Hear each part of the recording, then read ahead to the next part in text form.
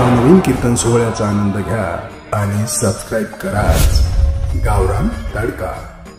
पहाती गवळणे तवते पालते दुधाने म्हणती नंदाची पोऱ्याची चोरी केली खरे तया विननासी नवे दुसरी आयसी सवे तुकिया मेला तिने अगुना आणलं म्हणती नंदाची पोरे आजी चोरी केली खरे माझी वाणी तुझे वर्णी होणार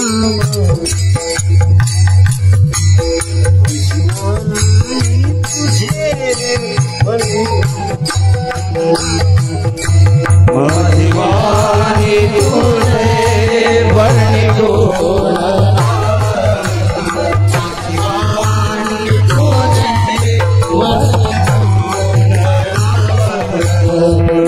जीवनी तुझी वर्णी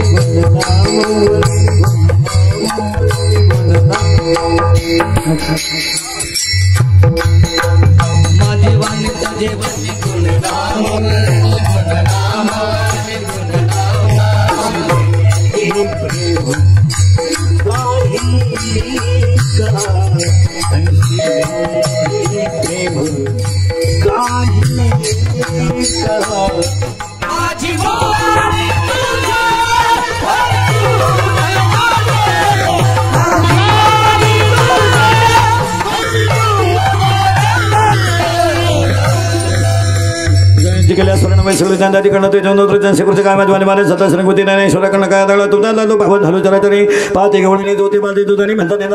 चोरी केली खरे त्यावेळेला असे नव्हे दुसरी आयशी तुकी आमेला तिने अगुना आणला म्हणते नंदाची अपोऱ्याची चोरी केली खरे विठाला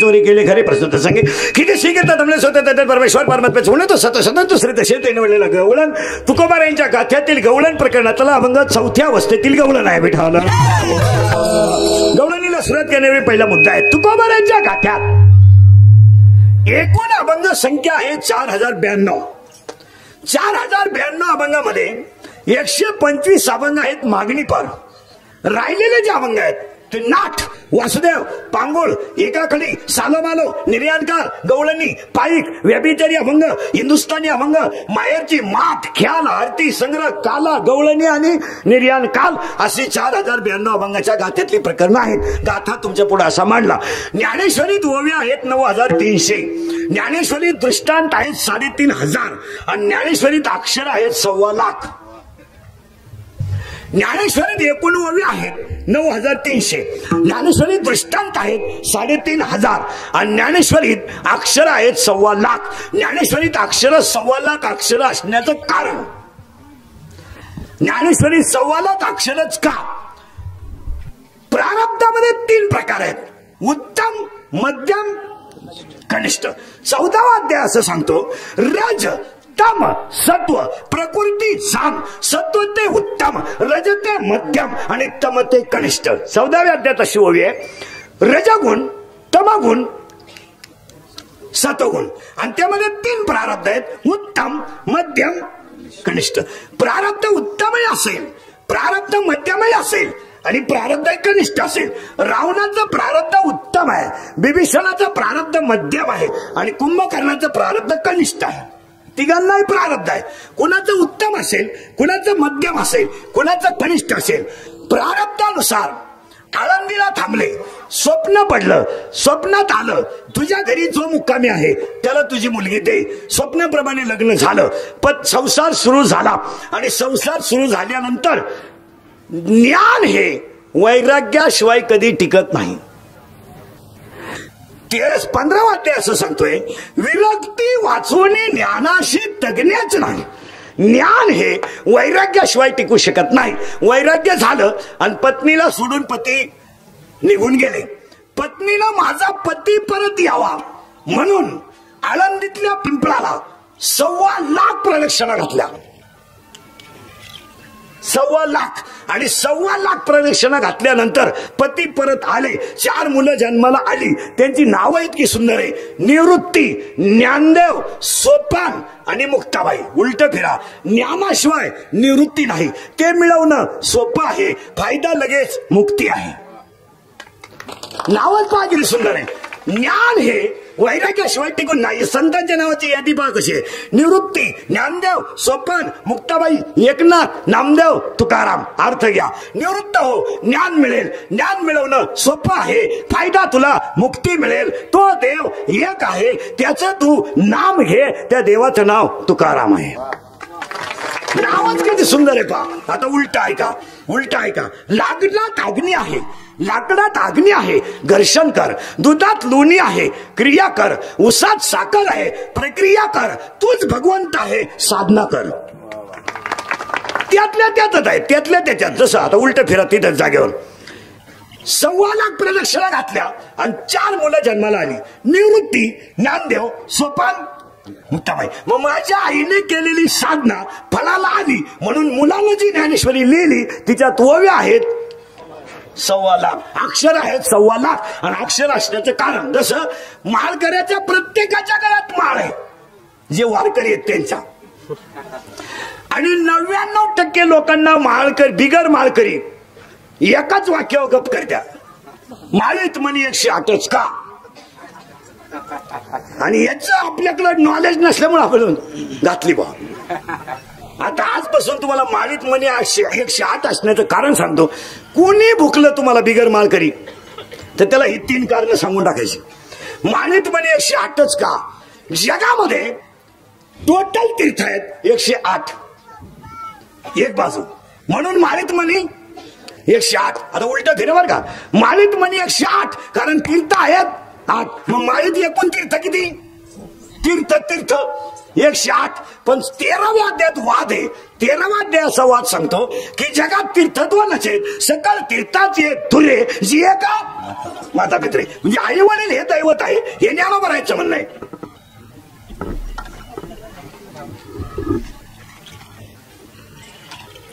तिथं काय आता माळीत म्हणे 108 याचं पहिलं कारण. दुसरं कारण, आता टाळकरीण महाराज मंडळी बसलेले सगळे हरिपाठात एकूण अभंग आहेत 27. सावध राहा, टाळकऱ्यांसकट भागवताचार्य, रामायणाचार्य सकट हरिपाठात अभंग आहेत 127. सगळ्या अभंगाला कडवे आहेत. सावध राहा, 4 आणि सगळ्या अभंगाला ध्रुवपद आहे, हरिमुखी म्हणा. पण हरिपाठात 2 अभंग असेल त्यांना कडवे 5 आहेत. ते अभंग कोणते?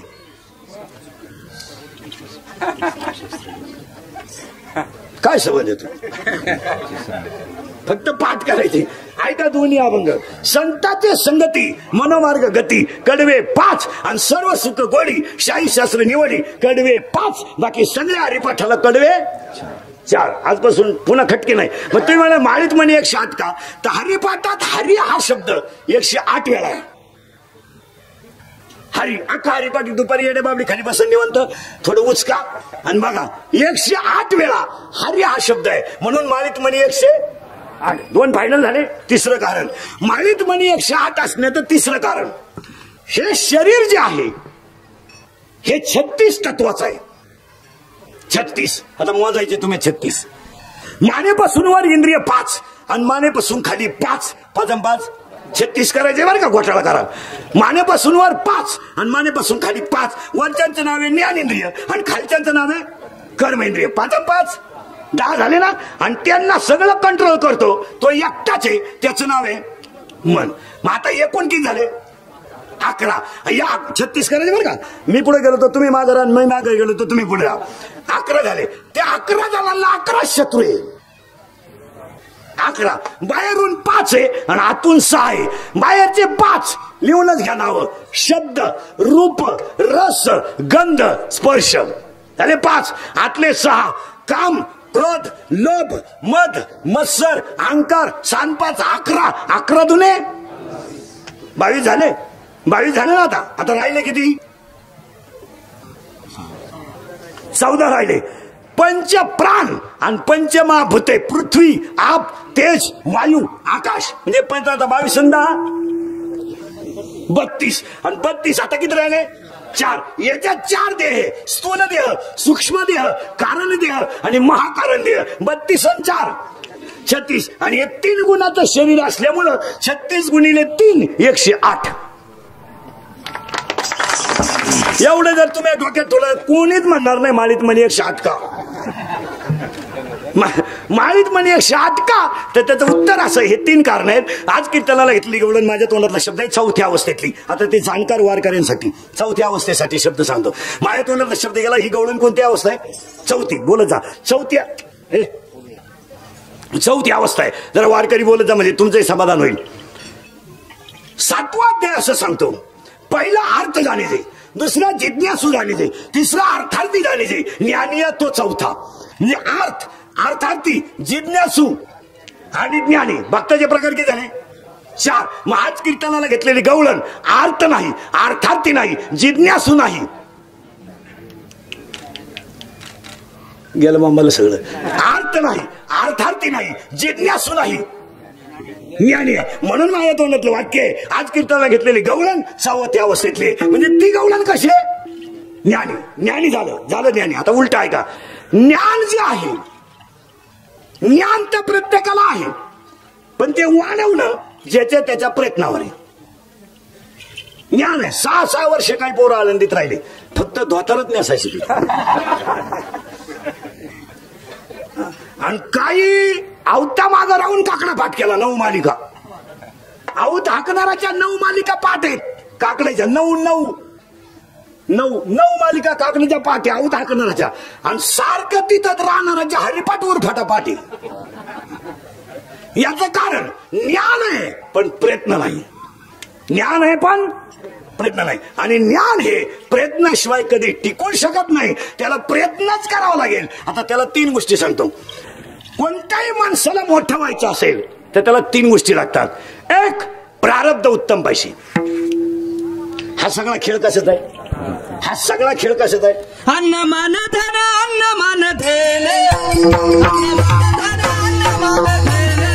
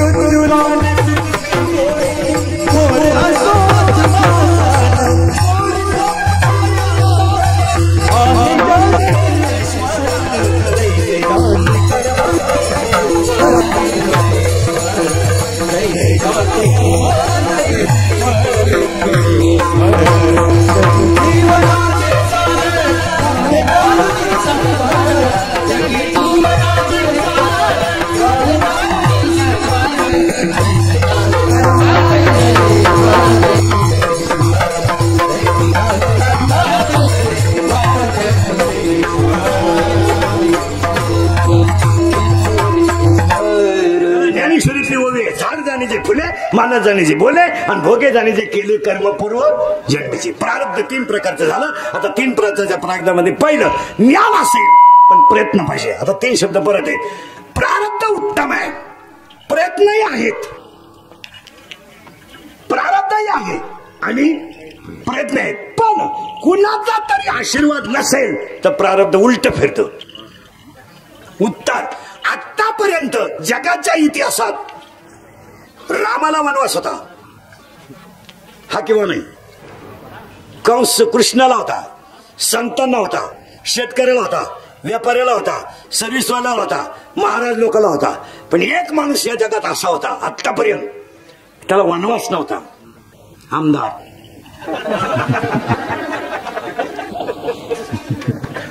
पण त्यांना सुद्धा मागच्या 1.5 महिन्यात आला. जसा निवडून गेला गावातच नाही आला. त्याला झालं कपडे नाही आणले, भोंगळा बस पण जायचं नाही, पूर्ण हजेरी दिल्याशिवाय जायचं नाही. आणि खालच्यानी पेटावला फटाका, अरे आपलं नाही झाला. दुसरं काय हिजो 8 दिवस फटाके वाजत होते लोक, आपला नाही तिघांचा झाला. पण तू काय सगळंच नाही. प्रारब्ध कुणाचं पण एक ध्यानात ठेवा, सगळं बदलवता येईल प्रारब्ध. पण एक आयडिया आहे, प्रारब्ध जरी बदलवता येत नसेल पण पटलं तर हा म्हणा, प्रारब्ध जरी बदलवता येत नसेल पण नामचिंतनाची ताकद वाढवली तर त्याचा पॉवर नक्की कमी होतो. यावर तुमचं मत काय? नक्की नामाची ताकद वाढवा. उदाहरण रामेश्वर भट जर छळवृत्तीचे नसते तर तुकोबराची कीर्तीच वाढली नसती. याच्यावर तुमचं काय मत आहे? बंबाजी, रामेश्वर भट हे 2 जण जर तुकोबराच्या जीवनात आले नसते तर तुकोबरा एवढे मोठे.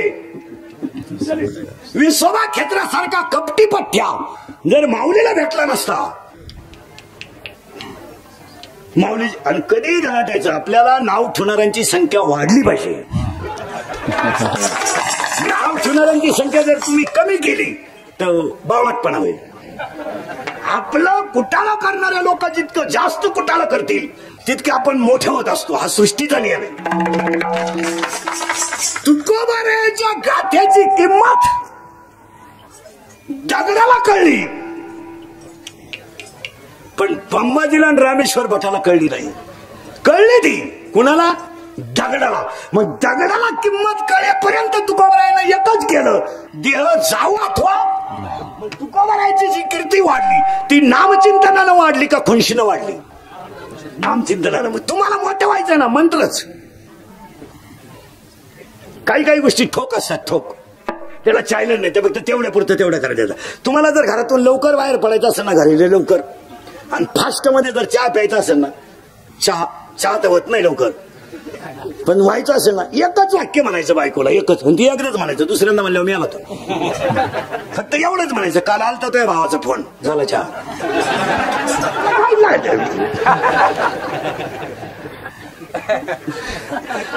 ठोक येते, ठोक.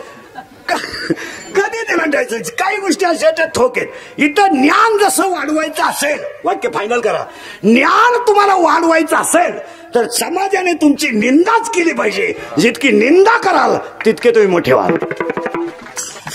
आणि एक वैशिष्ट्य आहे, पूर्वीचा काळ असा होता, राजानं करायचं, प्रजेनं भोगायचं, आजानं करायचं, नातवानं भोगायचं. आता तसं नाही, सर्व्हिसला असताना करायचं, रिटायर झाल्यावर भोगायचं. तर आता आम्ही तरुणपणात करायचं आणि गुडघे गेले का भोगायचं. अभी और इसी वक्त.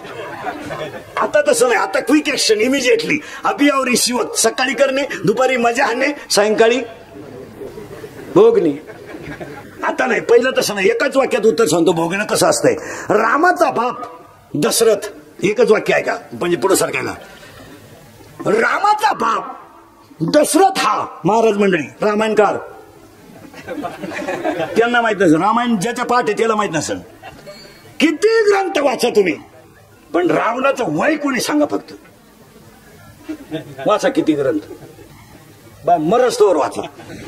रामायणकाराने उरफाट पाठ करा रामायण, कुठंच वय नाही रावणाचं. रावणाचं वय एकाही ग्रंथात नाही, पण आपण 3 मिनिटात काढूनच देतो पटकन. ऐका आता फक्त रामायणकार भागवतकार महाराज मंडळी सकट ऐका. रामचा बाप दशरथाची 56वी पिढी आहे. 56वी म्हणजे आदिराजाचा मुलगा राजा दशरथ हा 56व्या पिढीचा आहे. मग राम हा 57व्या पिढीचा आहे, कारण राम मुलगा कोणाचा आहे? दशरथाचा. मग रामाची पिढी 27वी आहे, तेव्हा रावणाची पिढी 3री आहे. 4थी ऐका कोणती? ब्रह्मदेव, पुलकाश्य आणि पुलश्य. रावण हा पुलश्य ऋषीचा मुलगा आहे, पुलश्य ऋषी हा पुलकाश्य ऋषीचा मुलगा आहे, आणि पुलकाश्य हा ब्रह्मदेवापासून आहे. माता साखळी लावा. रावणाच्या पिढ्या लई गणित अवघड आहे बरं का, पण लागलं तर जोडून घ्या फक्त. रावणाच्या पिढ्या 4, तेव्हा रामाची पिढी 57. आणि राम जेव्हा सीता पाळवायला आला तेव्हा रामाचं वय किती होतं आपण काढू एका मिनिटात. रावणाला बायका होत्या 80,000. करा गणिताचा. वर्षाला 1 बायको धरा एक चला करा नाही शो 80,000. आणि त्यानं लगेच बायको केली का नाही? मग पहिले 15 धरा. किती झाले? 95,000. मग रावण सीता पळवायला आला तेव्हा रावणाचं वय होतं 95,000 वर्ष, तेव्हा सीतेचं वय होतं 18 वर्ष. आणि हाच मुद्दा सरकारनं वाचला आणि पोरीचं वय 18 केलं. त्यांनी काय पारायण केली होती. आता उलट फिरवतो तुम्हाला जागेवर. रावणाचं वय होतं त्यावेळेस 95,000, त्यावेळेस सीतेचं वय होतं 18. सीतेचं वय होतं 18, तेव्हा रामाचं वय होतं 25. राम जेव्हा 25 वर्षाचा होता तेव्हा सीता 18 वर्षाची होती. मग सरकारने ह्या मुद्द्याचा अभ्यास केला. 25ला ते पोरग लईच येडेवाणी करीन, मग 4 वाजा केले. काढून येशो 21 झाले. मग सीतेचं वय झालं सध्या 18, सध्या रामाचं वय झालं 21 सध्या. आता हे कोणी केलं? सरकारनं केलं 21 आणि समाजाने केलं 21, पण देवानं केलं 41.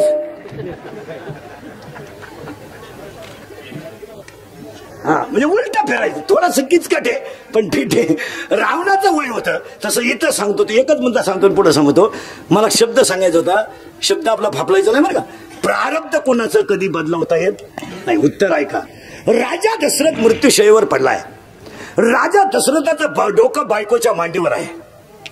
सावध राहा. प्रारब्ध पा कोणाचं आहे? पोरगा कोणाचा आहे? बाप कोणाचा आहे? रामाचा. बायकोच्या मांडीवर डोकं आहे. जरा बारीक आहे का? रामाच्या बायकोवर डोक्यावर ठेव. बायकोच्या मांडीवर डोकं ठेवणारा दशरथ मृत्यूशयीवर पडलाय. आणि फडफडणारा जटायू आहे तो मरायला रामाच्या मांडीवर गेलाय. बोला प्रारब्ध. नाव 2 मिनिटं डोक्याला ताण. जटायू नावाचा पक्षी आहे पण मरायला रामाच्या मांडीवर. आणि आजराजाचा मुलगा आहे, जनकाचा व्यय आहे, सीतेचा सासरा आहे, आणि प्रभू रामचंद्राचा बाप आहे तो मरायला बायकोच्या मांडीवर. आता उलट फिरा. बायकोच्या मांडीवर मरणारा दशरथ मरताने भजन करून मिळाला नाही. हे ध्यानात ठेवत. आपल्याकडे काय नियम झालाय? व तो काशी केली त्याने, मग त्याचं मरण चांगलं. काशीला जाणारी एडपट्ट ध्यानात ठेवा. काशीचा नियम असा आहे, मेल्या काशीला गेल्यावर परत जिवंत गावात यायचं नसतं, असा नियम आहे. यार फाटे पो ठेवायची त्यावर फाटे. काशीचा नियम असा आहे, कोणाला जायचं असेल तर पहा. काशीचा नियम असा आहे, काशीला गेल्यावर पर्यंत जिवंत गावात यायचं नसतं. आपली बावळट काय करता? मी काशी केली बा, मी दाव्याचं खात नाही. हे कानपाट फुडीन. दाव्याचं काशीचं काय सगळं तुला जालाच कोणी सांगितलं होतं? हा पहिला प्रश्न. 7-8 रुपये गेले, 10-12 दिवसही बुडाले, गाई दुधाला कमी पडली आणि दोन्ही बोरं वाळली निघली. हीच काशी झाली. तू गेलता का काशी? आणि काशीचं याड आपल्याला कमी आहे. फक्त ट्रिप काढणारा बाबा भेटला पाहिजे. बिलागलीच त्याला. अख्खं गचपान चाललं काशीला. बरं काशीला ट्रिप येणं आमच्या महाराज लोकांचा धंदा झालाय. दिवस निघत्या पैसे उरत्या उरलेल्या पैशाच्या बायकोला गाजरा दोन्ही काशा खुश हे खुश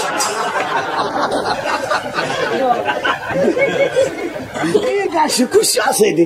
मी अजून गेलो नाही काशीला महाराज आणि जाणार नाही. तुम्ही माझी परिस्थिती नाही का पण तुम्ही आलं तरी जाणार नाही कारण आपल्याकडे दोनच प्रमाणे फेटेत. वाराणसी गया पाहिली पाहिली पाठ करा बरं का. वाराणसी गया पाहिली परी नाही तुका. मग ज्याने पंढरपूर पाहिलं त्यानं सकाळी तीर्थे घडती एक वेळा प्रमाण नाही का. सकाळी तीर्थे घडती एक वेळा चंद्रभागा डोला देखल्या. माय बाप की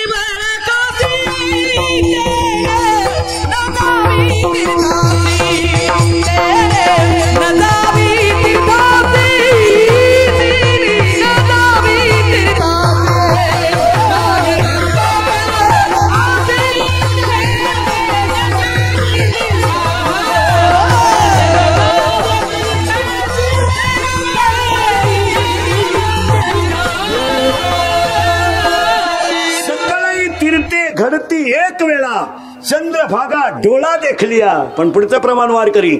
सकाळी तीर्थ घडती एक वेळा पण चंद्रभागा डोळा देखलिया. आणि तिथा विट्यावर पाहिलेला पुंडलिक जर पाहिला तर सकाळी संत भेटती एक वेळा सगळी एक वेळा. आता त्याच्या उलट सांगतो. ते तर झालं पंढरपूरचं. ते आपल्याला थोडं लांब झालं. आता त्याच्या जवळ आळंदी हे गाव पुण्यभूमी दैवताचे नाव सिद्धेश्वर.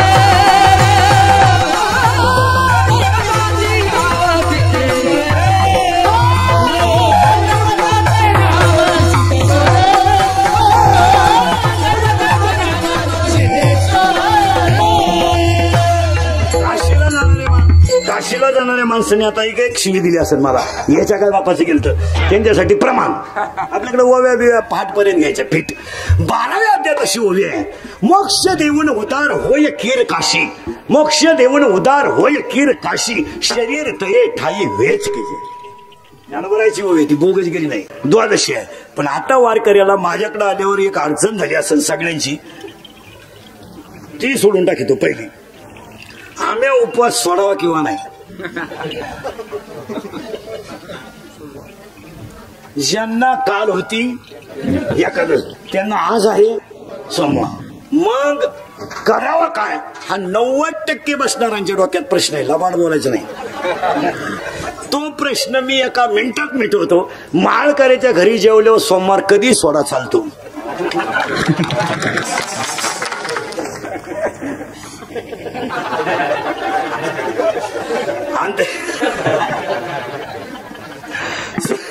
आणि तुम्ही जर आता इथं जर जेवले नाही ना आज सगळे पाहुणे एक जरी म्हणणार मला सोमवारी जेवायचं नाही.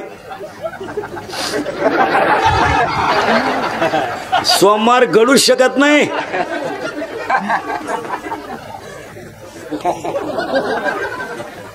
माळकऱ्याच्या घरून परत जाणं म्हणजे महाराजांची भाषा आहे. माझी थोडीशी का विनमुख गेली अतिथी जाय सकळ सुकृत संपत्ती. माऊलीची ओवे.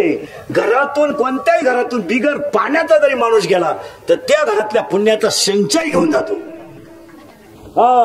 ओवी पागली सुंदर आहे. विनमुखच गेली अतिथी जाय सकळ सुकृत संपत्ती. सगळ्या संपत्तीचा नाश होतो. सगळ्याचा नाश होतो जर विन म्हणून महाराजांच्या प्रमाणे गाथ्यातलं फुकाचे जीवन तरी पाहा. गाथ्यातलं प्रमाणे म्हणून त्याला काहीतरी द्यावं. आता हे फक्त शेतकरीच करतो. अन्नदान दान धर्म. मोठी माणसं ती बी करीत ती करीत. तुम्ही साधा अभ्यास करा. सर्व्हिसवाल्याची बायको आणि शेतकऱ्याची बायको शेजारी बसली शेजारी. शेतकऱ्याची बायकोला 2-3 गुंठे जमीन विकायला निघली. तिला कळलं आणि हिला फ्लॅट विक्रीला हे कळलं. 2 BHK आहे. लबाड बोलायचं नाही. पटकन सांगा. सर्व्हिसवाल्याची बायको काय घेईल. फ्लॅटच घ्या. ती म्हणणार 2 BHK घेऊ. टॉमी पाडूयात. एक टॉमी तर आहेच.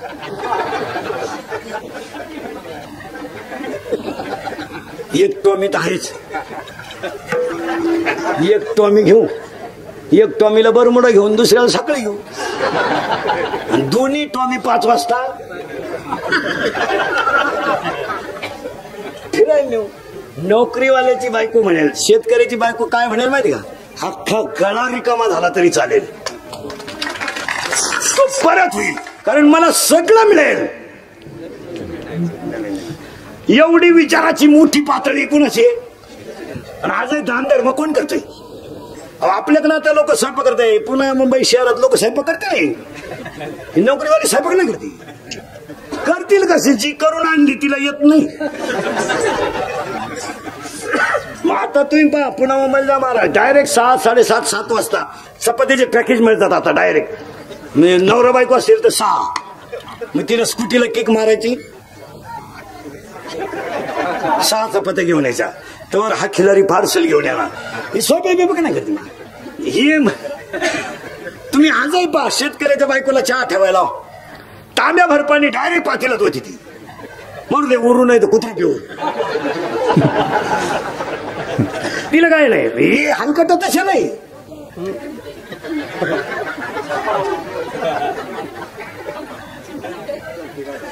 तुम्ही सगळे मोठमोठ्या माणसांचे बंगले बघा, इंजिनियरनं डोकं लावून केलेत.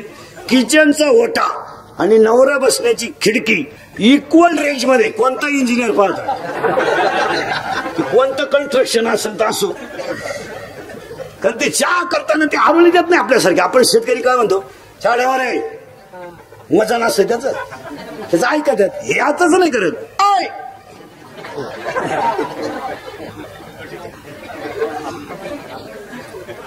असं आहे ते. दाना 3 शब्द सांगतो.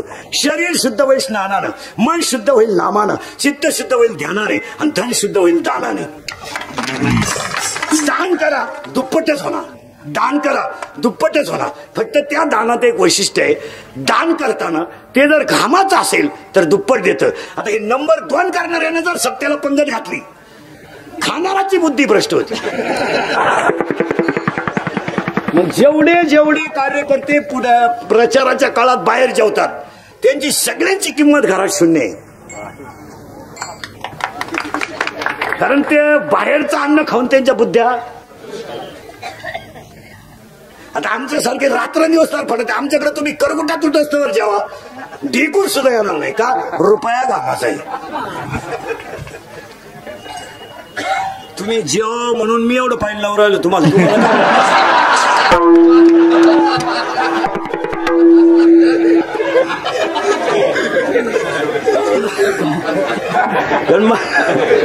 उत्तर. आणि हे मुद्दा तुम्ही चांगला ध्यानात ठेवा. शरीर शुद्ध होईल स्नानानं, मन शुद्ध होईल नामानं, आणि चित्त शुद्ध होईल ध्यानानं. आता दानाने होईल लक्ष्मी दुप्पट, पण ते मनापासून केलं तर. जसं आता दान करतं, झोपेतून पोरग उठलं, ढसढसा रडतोय लहान पोरग, त्याला काय लागेल? झोप झाली म्हणलो, भूक लागली, त्याला दुधाची गरज. त्याची आई हुशार होती, तिने गॅसवर दूध तापवलं, ताटात थंड केलं, बाटलीत भरलं, बाटलीला बुज बसवलं, आणि पोराजवळ आली. पोरगाचं फरशीवर बसत होत, फक्त वाकायचे आता, त्याच्या तोंडात द्यायला. तेवढ्याच तिला मोबाईल आला. आता महत्वाचं काय? पोरं तिनं वर कानाला मोबाईल आला, हात तसाच राहिला. कुत्रीचं पिलू अख्खं दूध पिऊन गेलं.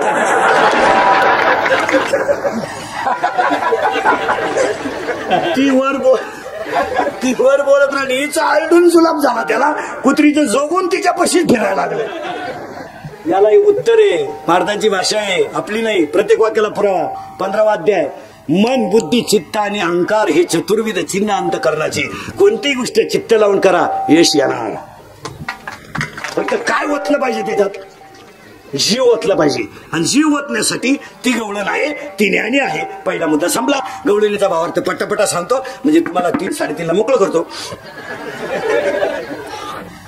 गोकुळामध्ये 3 प्रकारच्या स्त्रिया होत्या, लेक, सून आणि सासू. कोणी सुना कोणी लेकी, कोणी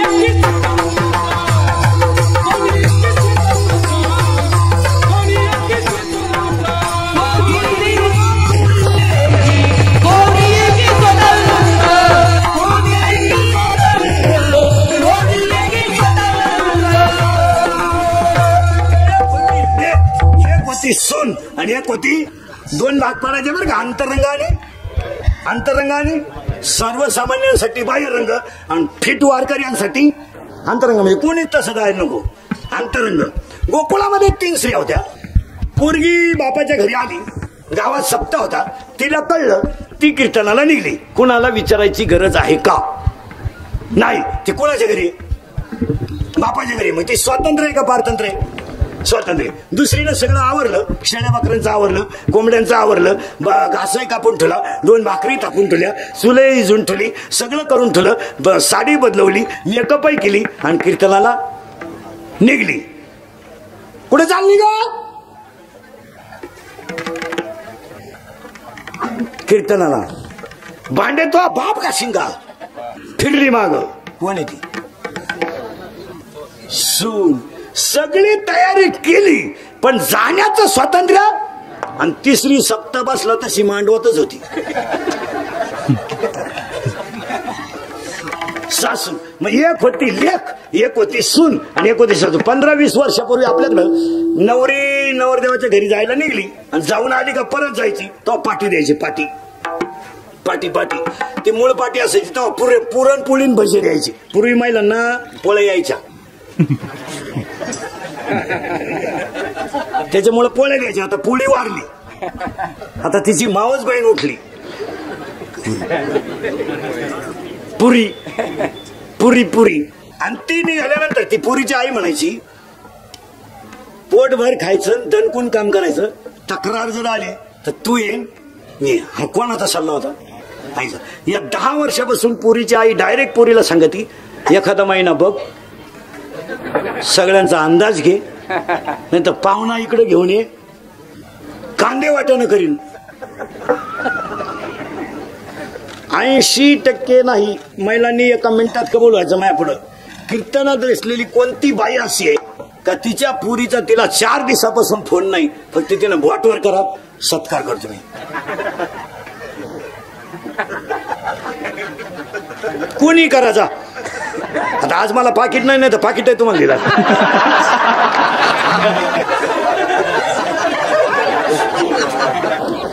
आज मीच वाटीत बस. नाही नाही काय नाही, अशी बाईच नाही का ती पोरीला फोन. बरं फोनवर काय बोलायच नसतं. काय असतं रोज बोलाय? जेवली का? झोपली का? काय कालवण केलं?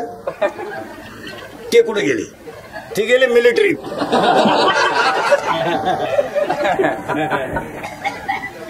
किती बकरं झाली तुझ्या शिळेला?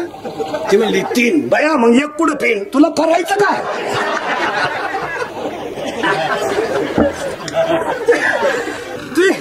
मग ती लेख नाही. इथं लेख कशी ऐकायची, बाहेर लेख नाही सांगायची बरं का. आता कोणती लेख सांगायचे? आतली लेख. एक आहे लेख, एक आहे सून आणि एक आहे सासू. आता ही झाली बाहेरची. आता आतली सासू ऐका. उपासना हे लेख. प्रत्येक माणसानं काही काळ का होईना पण बोला उपासना. मग ही कोण झाली? लेख. आणि कर्म आहे सून. कोणाला चुकलंय? कोणाला चुकलंय? मग याच्यात सून कोण? पटापटा बोला आता. कर्म. आणि लेख कोण? उपासना. आणि मोकळी कोण आहे? सासू. तिचं नाव आहे ज्ञान. ज्ञान नावाची सासू आहे याच्यात. कर्म नावाची सून आहे आणि उपासना नावाची लेख आहे. या तिघीत लवकर कोण उठत असेल?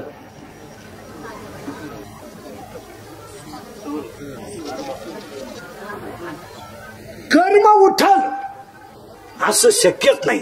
उठती ती कोण? सासू. ज्ञान. पण ज्ञान कधी उठत माहिती का? योग्य कर्म केलं तर. मग ते ज्ञानी गवळण उठली आणि उठलेल्या गवळणीनं पाहिलं घरात काय झालं. पाहती गवळणी, पाहती गवळणी.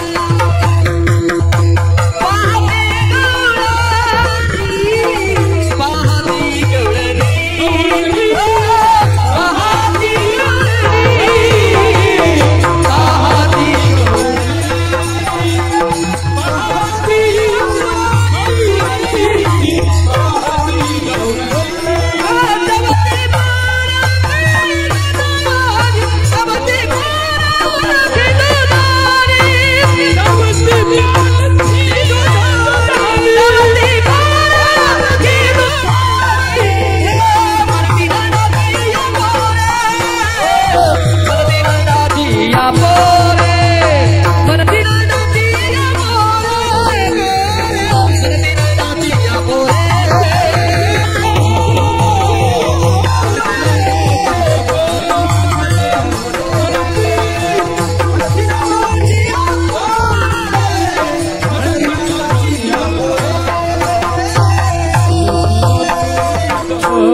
अंतरंग महाराज मंडळीसाठी कोणती गवळण उठली? ज्ञान. ज्ञान नावाची गवळण उठली आणि तिनं पाहिलं दुधानं कसं झालंय पालत. पूर्वी जी गवळण सासू होती ती एक काळ कोण होती? लेख होती. जी लेख होती ती पुढच्या काळात सून झाली आणि जी सून झाली ती पुढच्या काळात. मग ऐका आता, पहिल्यांदा उपासना करा. उपासना करताना कर्म चांगलं करा, ज्ञान येईल. म्हणजे पहिली कोण व्हा? लेख. नंतर कोण व्हा? सून. आणि शेवटी कोण व्हा? आणि सासूच्या वर अजून कोणी नाथच तयार नाही झालं. कारण सासूचं नावच किती बरे. सा सू सू सासू. तुम्हाला चारही शब्द सांगतो. सा, तुम्ही म्हणालच सा सू. जिच्या डोळ्यात सतत आसू तिचं नाव सासू. सासरा सासरा सासरा. ज्याला घरात नाही कोणाचा आसरा त्याचं नाव सासरा. पुढचा शब्द किती भारी. ननंद. ननंद न बॉम्बाल न नंद. नंद. जिला भाऊ भाऊ जायचं चांगलं चाललंय हे पाहून कधीच होत नाही आनंद. तिचं नाव ननंद. नंद. आता एक झाली उपासना, एक झालं कर्म आणि एक झालं ज्ञान. आणि ती गवळण सकाळी उठली. तिघांची गवळण उठली. एका वाक्यात सांगतो. निवृत्तीनाथ भेटले, ज्ञानोबारायांची पालतं दुधानं झालं. निवृत्तीनाथ भेटले, ज्ञानोबाचं दुधानं पालतं झालं. बाबाजी चैतन्य भेटले, तुकोबारायचं दुधानं पालतं झालं. विसोबा खेचर भेटले, नामदेवरायाचं दुधानं पालतं झालं. जनार्दन स्वामी भेटले, एकनाथ महाराजांचं दुधानं पालतं झालं. वशिष्ठ भेटले, रामाचं दुधानं पालतं झालं. आणि संदीपानी भेटलं, कृष्णाचं दुधानं पालतं झालं. स्वप्न पडलं, बाबाजी चैतन्य भेटले. गुरुकडून ज्ञान आलं की आतली घाण बाहेर जाते आणि आतला देव जागा होतो. तव ती पालथी दुधानी. त्या दुधाण्याचा अर्थ असा आहे, तव ती पालथी दुधाने. ते दुधानं पालतं झालं. पण हे कोण करील? म्हणती नंदाची या पोरे म्हणती नंदाची या पोरे म्हणती नंदाची या पोरे नंदाची या पोरे नंदाची या पोरे नंदाची या पोरे नंदाची या पोरे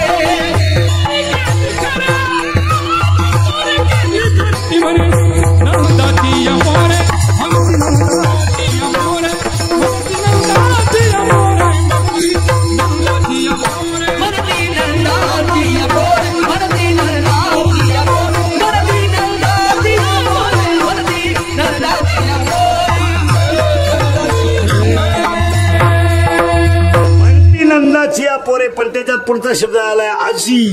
आजी चोरी केली खरे. आजी मध्ये दोन शब्द आहेत. आईची आई किंवा वडिलांची आई याचं नाव आजी. पण आजीला जर पहिली वेलांटी असेल तर त्याचा अर्थ आहे अभी और एक शिवक क्विक ऍक्शन इमिजिएटली. ताबडतोब आता. उजळले भाग्य.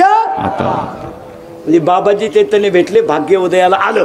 तशी आजी चोरी झाली खरे. आणि आजी चोरी खरी झाली म्हणती नंदाची या पोरे. माझ्या हृदयातली घाण बाहेर निघून गेली आणि बाहेरचा देव आला.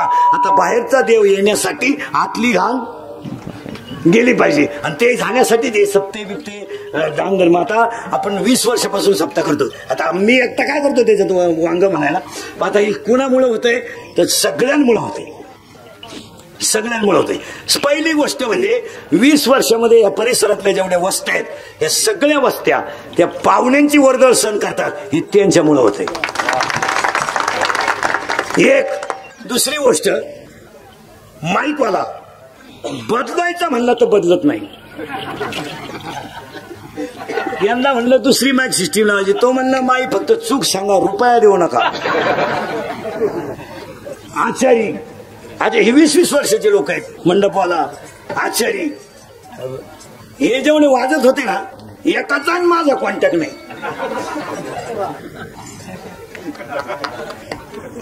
अरे थोडे आमचे बारामतीवाले थोडे मित्र असल्यामुळं ते म्हणले तुम्ही सांगा नाही नका सांगू, आम्ही येणार म्हणजे येणार, आम्हाला फक्त तारीख सांगा. ते सगळे मित्र परिवारातले लोक असल्यामुळं, दांडरफळ पाहुण्याचं गाव असल्यामुळं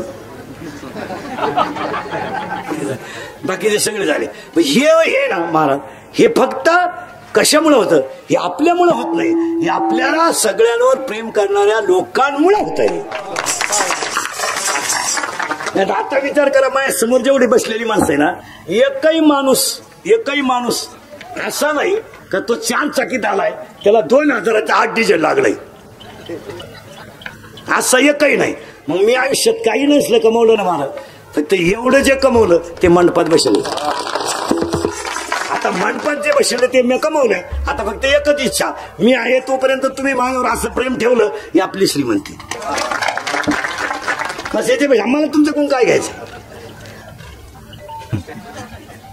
तुम्ही आम्ही देतोय दाना काय घ्यायचं?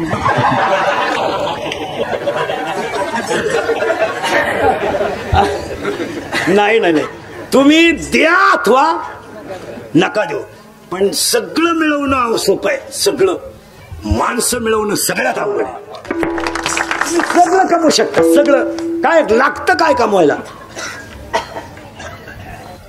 दिवाळीला हॉस्पिटल टाकणारा भाड्याच्या घरातला डॉक्टर होळीपर्यंत स्लॅब टाकतो, येतो संपत्ती. पण एकदा पेशंट आत गेल्यावर परत त्याच्याकडे जात नाही. म्हणतो त्याचा हात असा आहे, औषध नाही जातात पण सुजत. मात्र त्या डॉक्टरकडे पेशंट कमी पडतं मागून, म्हणजे त्याला काय सांभाळता आलं नाही. आणि ह्या जगातली सगळ्यात महत्वाची गोष्ट माणसं सांभाळणं. आता एवढे माणसं सांभाळायचे म्हणजे मला आज 5वा दिवशी असं सुद्धा नाही. बरं सुटका कुठे? अजून 2 करायचे हे झाले संध्याकाळी भेटले आजपासून. म्हणजे आमच्या घरात सुद्धा एखादी शाळा असं व्हायची. आता महापूर्ग मोठा झाले म्हणून ठीक आहे, लहान असतं तर त्यानं त्याच्या आईला विचारलं असतं, हा रात्री जातो सकाळी येतो, हा पाहुणा कोण आहे भाऊ?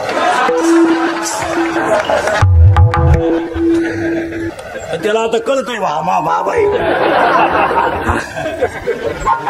नाही. तर आमचे जे संसारित मला याच्यात काही नाही, मला काय नाही, सगळं नील.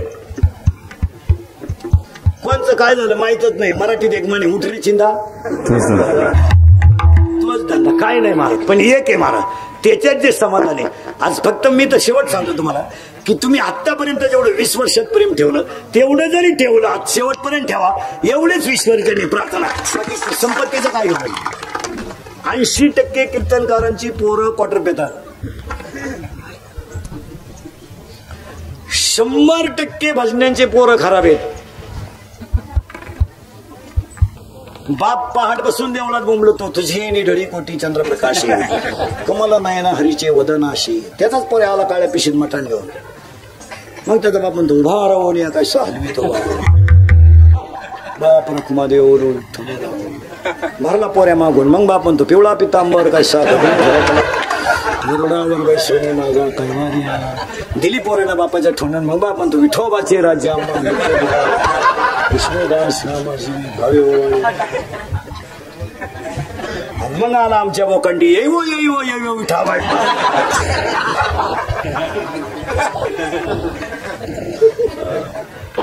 ध्यानात ठेवा, नाही उद्याची गॅरंटी नाही, पण आज आहे ते सत्य आहे. उद्या कुणाचे दिवस कसे फिरतील सांगतात नाही, पण आज जे दिवस आहेत. बीडीओ साहेबांना रस्ता द्या. विठाल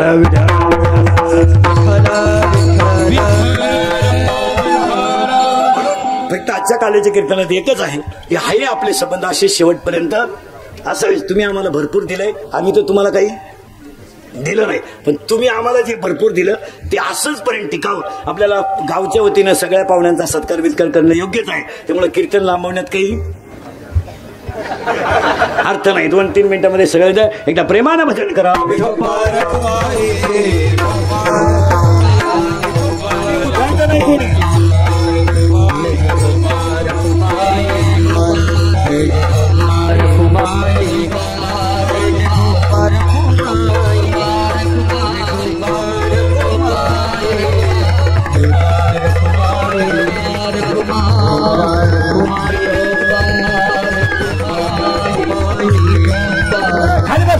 खाली बस एवढं मजा नाही त्याच्यात.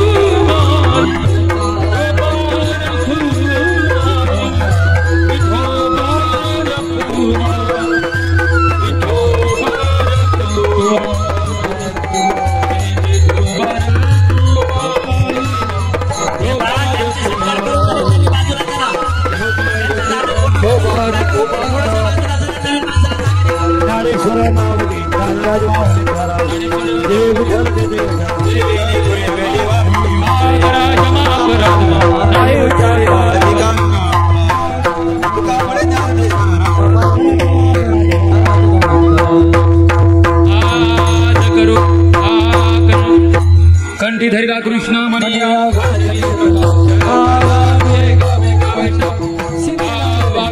ब्रह्मादिका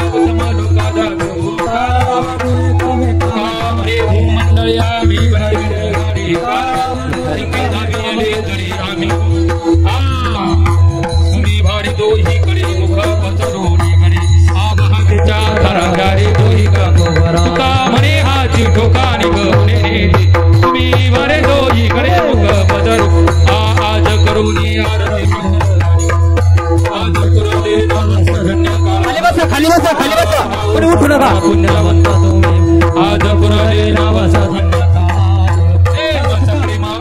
गोविंदाचे ओवाळ धन्य धन्य ते नामा म्हणे केशवाची ते कोणी राहिलो खाली बसा कोणी दर्शनाला येऊ नका. खाली बसा. आरती घन राजा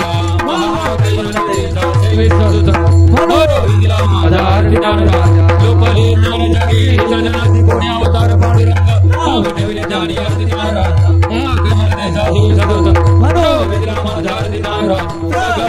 बोले विश्वब्रह्माजी गेले रामा जनार्दनी करणी बस तुम्हारा स्वामी सद्गुरुदाम सच्चिदानंद अयोध्या भल्या महाराज आरती तुकाराम स्वामी सद्गुरुधाम सच्चिदानंद अयोध्या भल्या महाराज सागरात पाजन आले दर्शित को अभंगर श्री आरती तुकाराम स्वामी सद्गुरुधाम सकीता तुराने से ब्रह्म तुकाची आले म्हणे आवे करणी बस कडे आरती तुकाराम स्वामी सद्गुरुधाम सच्चिदानंद हरि राम